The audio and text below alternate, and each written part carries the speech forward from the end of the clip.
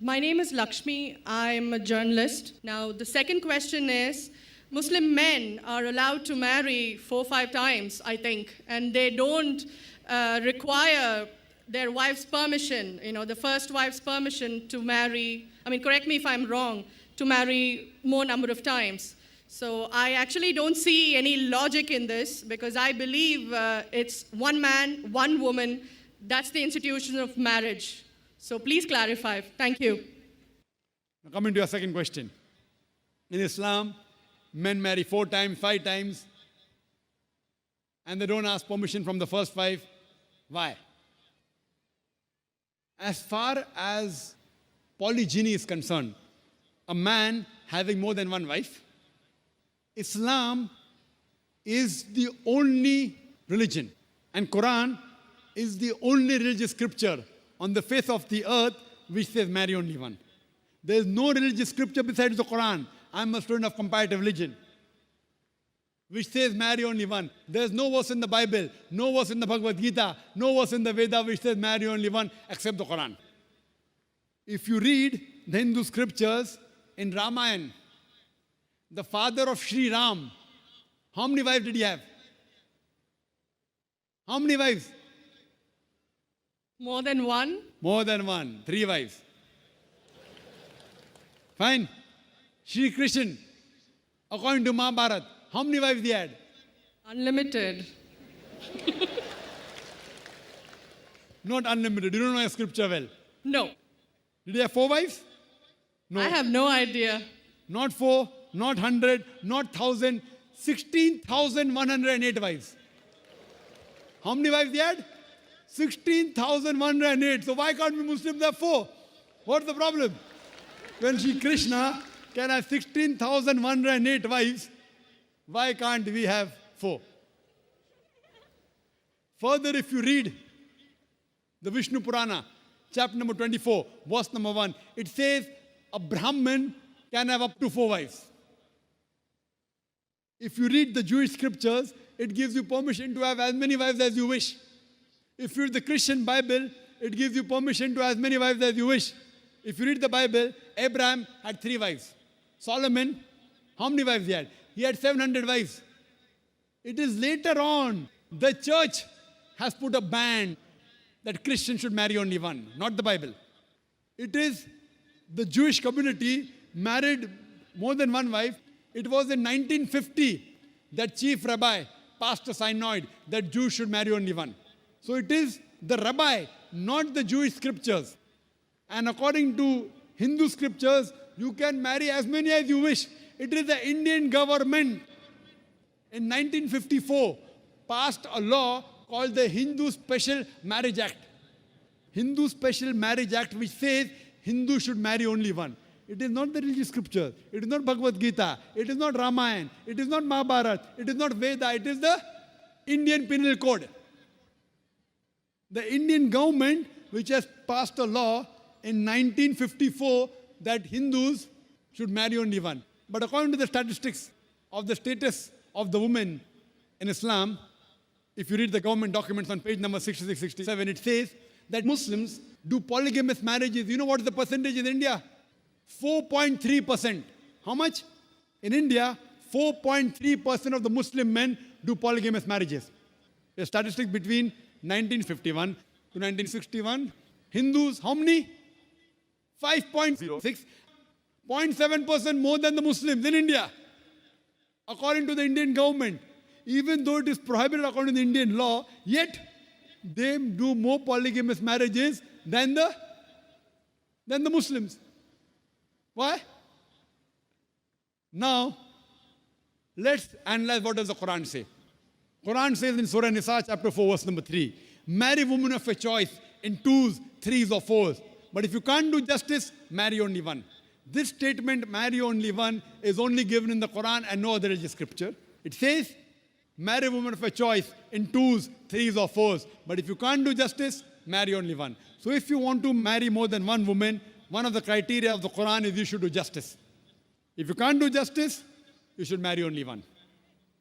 Now, what are the reasons, logical reasons a person can think that why has Islam permitted certain men to have more than one wife. Many non-Muslims think it is fard. It is compulsory for a Muslim man to have more than one woman, to have more than one wife. It's not compulsory, it's optional. It's not fard. It's not compulsory. How many Muslim men do you know who have more than one wife?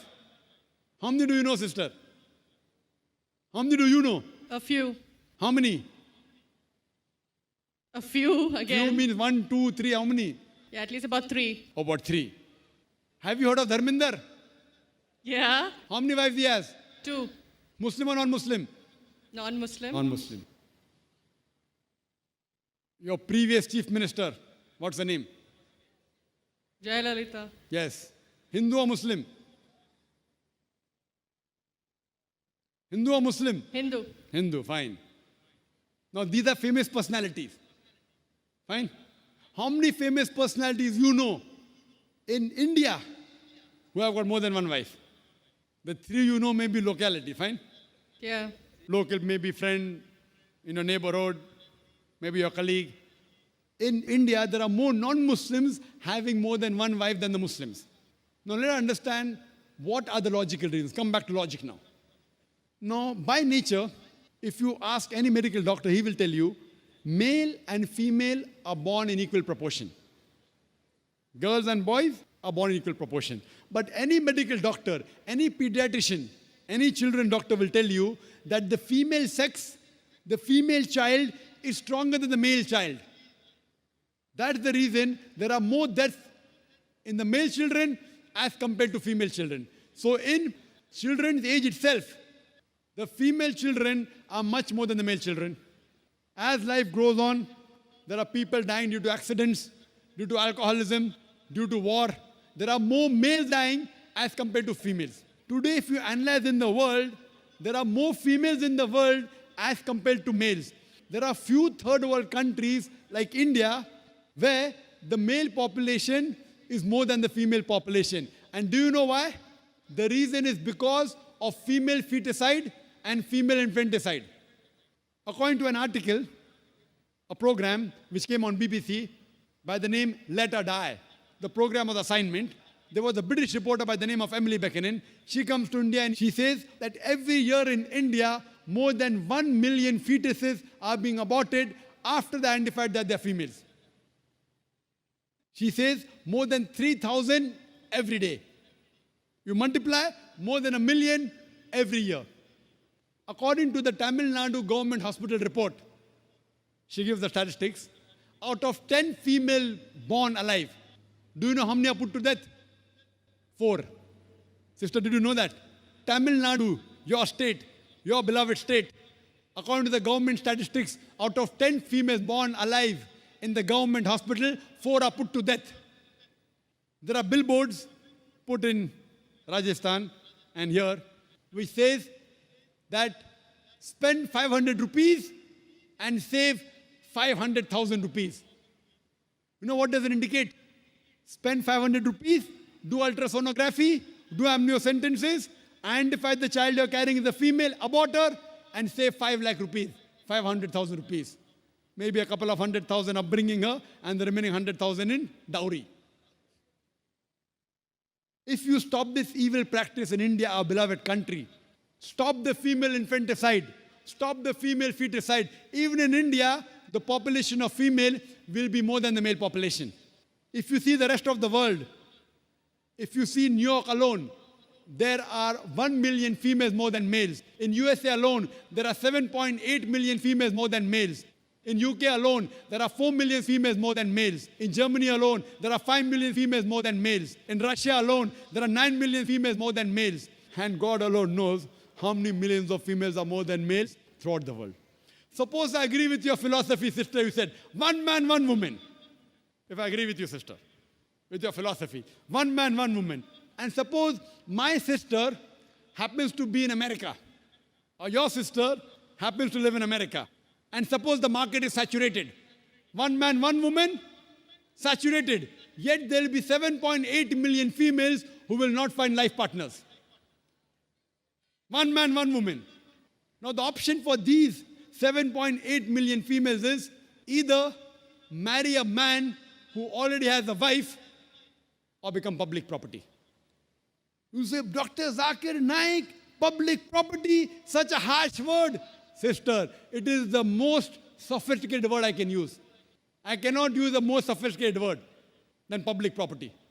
According to the statistics of America, do you know, on an average, a man, before he settles down with a wife, he has 8 different sexual partners. Do you know that? On average, 8. Some may have 1, some may have 10, some may have 20. 8 sexual partners before he settles down with one. So the only option remaining, so if my sister happens to live in America, or if your sister happens to live in America, and the option is given to her, and suppose the market is saturated, every man has found a woman for himself. And unfortunately, if my sister, or if your sister happens to be one of the women who has not found a life partner, the only option for them is either marry a man who already has a wife or become public property. Any modest woman would opt for the first. Sister, what would you opt for your sister? Marrying a man who already has a wife or become public property? My sister's too young to be married, so... When she grows up and if she happens to go to America, or if you happen to be in America, Third choice. what would you prefer for her? You're the elder sister. Would you prefer her becoming public property or marry a man who already has a wife and get equal rights? In Islam, if you have a second wife, you give equal rights. In America, the public property has got no rights. She's degraded. She's dishonored. In Islam, she has an equal right. She gets honor. What would you prefer for younger sister when she grows up? Sometimes it's difficult to speak the truth, sister, correct? Especially in front of such a large audience. Anyway, I've got your answer, sister. Thank you. And your silence speaks for that. So that's the reason in Islam, sister, men have been allowed to marry more than one wife is to protect the woman, not to degrade her. Regarding a question, is it compulsory that the husband should take the permission of the wife? It's not compulsory because if she wants to protect, if that man wants to protect another woman, a normal woman, I agree with you, sister, no woman under normal circumstances would like to share the husband. You have to agree. This is human nature. But if the woman is a good Muslimah, is a good Muslim woman, what she says, let a small loss take place to prevent a big loss. She will say, I know sharing my husband is a loss for me, but I would prefer letting a small loss take place for me to prevent my sister becoming public property. She's a good human being. So she would surely give permission to the husband to marry a second woman, if she's a good Muslim woman. But taking permission is not fard, it is preferable. But at least informing is a requirement so that he does justice between the two wives. Hope that answers the question, sister. Thank you.